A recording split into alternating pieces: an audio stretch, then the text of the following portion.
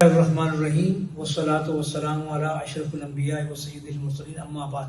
میں جو چھوٹی سی بات آپ کی خدمت میں رکھ رہا تھا وہ یہ تھا کہ ہماری کلاس رومز کے اندر ہمارے معاشرے میں جو خرابیاں یا کمزوریاں نظر آتی ہیں اس کی وجوہات کے لیے لوگوں نے لکھا ہے اور قرآن مجید نے بھی بتایا ہے۔ سب سے پہلی جو تربیت گاہ ہے ہماری وہ گھر ہے۔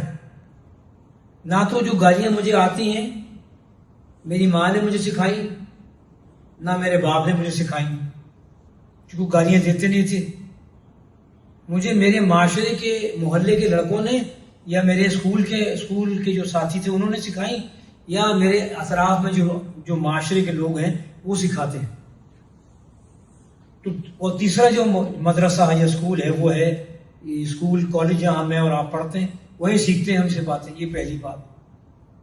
اب مثال کے طور پر جو میں مثال دے رہا تھا کہ میں جھوٹ بولنا بعض گھروں میں ہوتا ہے، تو میں مثال یہ دے رہا ہوں کہ تربیت ہماری گھر میں ہوتی ہے۔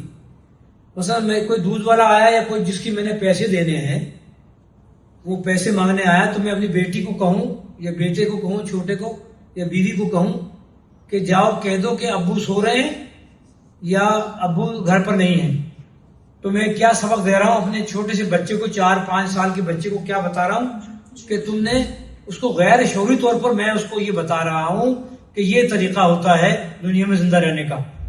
تو میری ٹریننگ تو گھر میں ہی شروع ہو گئی۔